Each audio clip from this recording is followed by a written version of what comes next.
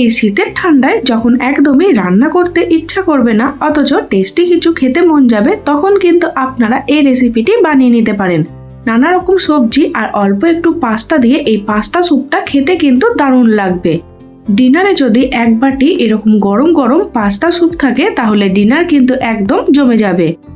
তো চলুন আর বেশি দেরি না করে ঝটপট এই পাস্তা স্যুপের রেসিপিটি দেখে নেওয়া যাক।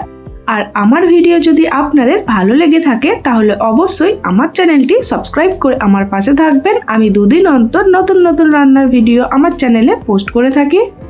পাস্তা স্যুপ বানানোর জন্য আমি এখানে বেশ কিছুটা পরিমাণে পাস্তা নিয়েছি। আপনারা কিন্তু যে কোনো পাস্তা ব্যবহার করতে পারেন।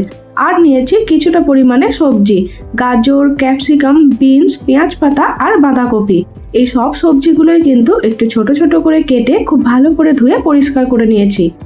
আপনারা কিন্তু নিজেদের পছন্দ মতো শীতকালীন যে কোনো সবজি এই স্যুপের মধ্যে ব্যবহার করতে পারেন। পাস্তা স্যুপ বানানোর জন্য একটা কড়াইয়ের মধ্যে 1 চামচ মতো তেল দিয়েছি আর দিয়েছি সামান্য পরিমাণে বাটার। তেল আর বাটারটা যখন গরম হয়ে আসবে তখন এর মধ্যে দিয়ে দেব 1 চামচ মতো আদা রসুন কুচি। আদা রসুন কুচিটা কিন্তু তেলের মধ্যে নেড়ে চেড়ে ভেজে নিতে হবে যতক্ষণ না অবধি এর থেকে খুব সুন্দর একটা গন্ধ বেরিয়ে আসছে। এখানে আদা রসুনটা ভাজা হয়ে গেছে। এবার এর মধ্যে দিয়ে দেব পেঁয়াজ কুচি। একটা মিডিয়াম সাইজের পেঁয়াজ একটু ছোট করে আমি কেটে নিয়েছি। পেঁয়াজ কুচিটাও কিন্তু আদা রসুনের সাথে হালকা লাল করে ভেজে নিতে হবে। বাচ্চারা কিন্তু অনেক সময় সবজি খেতে পছন্দ করে না, তাই তাদের জন্য কিন্তু আপনারা একবার এই নানা রকম সবজি দিয়ে পাস্তা স্যুপটা বানিয়ে দিতে পারেন। এটা খেতে এতটাই টেস্টি হয় যে একবার খেলে কিন্তু তারা বারবার চেয়ে খাবে। পেঁয়াজটা যখন হালকা করে ভাজা হয়ে যাবে তখন এর মধ্যে দিয়ে দেব আগে থেকে কেটে রাখা গাজর, ক্যাপসিকাম আর বিনস। এই সবজিগুলো সেদ্ধ হতে একটু টাইম নেয়, তাই পেঁয়াজের সাথে এগুলো 2-4 বার নেড়ে আমি হালকা করে ভেজে নেব। বাঁধাকপি আর পেঁয়াজ পাতাটা যেহেতু বেশি ভাজার প্রয়োজন নেই, তাই ওগুলো আমি পরে এর মধ্যে অ্যাড করব। আর এই সবজিগুলো কিন্তু খুব বেশি ভাজার প্রয়োজন নেই, 2 মিনিটের জন্য হালকা নেড়ে চেড়ে ভেজে নিলেই হয়ে যাবে। দেখুন এখানে সবজিগুলো কিন্তু 2-4 বার নেড়ে আমি ভেজে নিয়েছি। এইবার এর মধ্যে দিয়ে দিচ্ছি কেটে রাখা পেঁয়াজ পাতা আর বাঁধাকপি। যেদিন ডিনারে বেশি কিছু বানাতে মন যাবে না, হালকা কিছু খেতে মন যাবে, সেদিন কিন্তু আপনারা নানা রকম সবজি দিয়ে একবার এই পাস্তা স্যুপটা বানিয়ে দেখতে পারেন। বাঁধাকপি আর পেঁয়াজ পাতাটাও কিন্তু এই সব সবজির সাথে 2-4 বার আমি নেড়ে চেড়ে নিচ্ছি। যারা স্যুপ খেতে ভালোবাসেন তারা কিন্তু একবার এই পাস্তা স্যুপটা বানিয়ে দেখতে পারেন। খুবই কম টাইমের মধ্যে দারুণ টেস্টি একটা পাস্তা স্যুপ রেডি হয়ে যায়।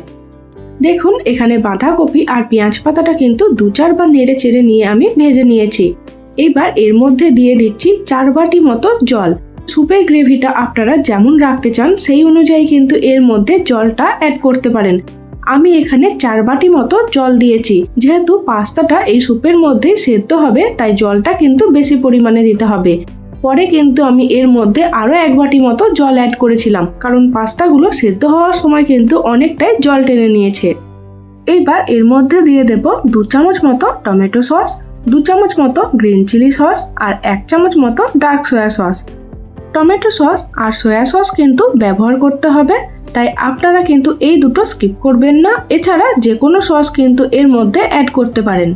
আমি এখানে ডার্ক সয়া সস ব্যবহার করেছি তাই 1 চামচ মতো দিয়েছি। আপনারা যদি লাইট সয়া সস ব্যবহার করেন তাহলে কিন্তু 2 চামচ মতো দিতে হবে।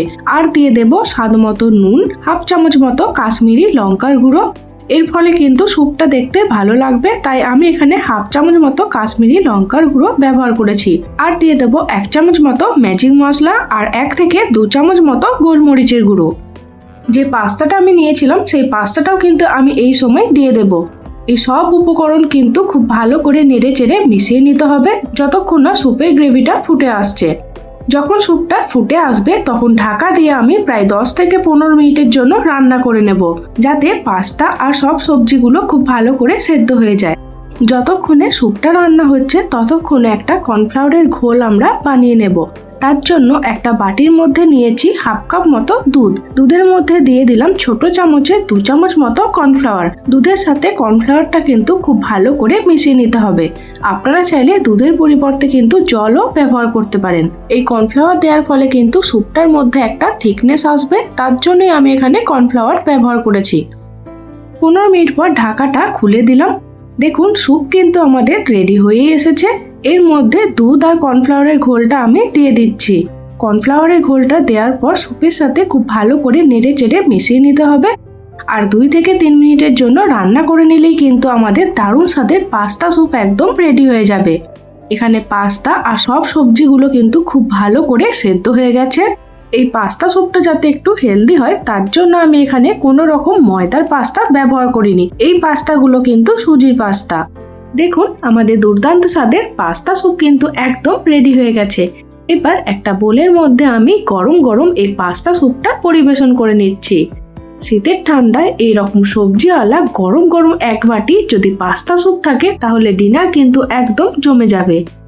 এই পাস্তা স্যুপটা বানানো কিন্তু খুবই সহজ, মাত্র 20 থেকে 25 মিনিটের মধ্যে কিন্তু দুর্দান্ত স্বাদের একটা পাস্তা স্যুপ তৈরি হয়ে যাবে। বোলের মধ্যে পাস্তা স্যুপটা পরিবেশন করে নেওয়ার পর ওপর থেকে আমি দিয়ে দিচ্ছি অল্প একটু বাটার।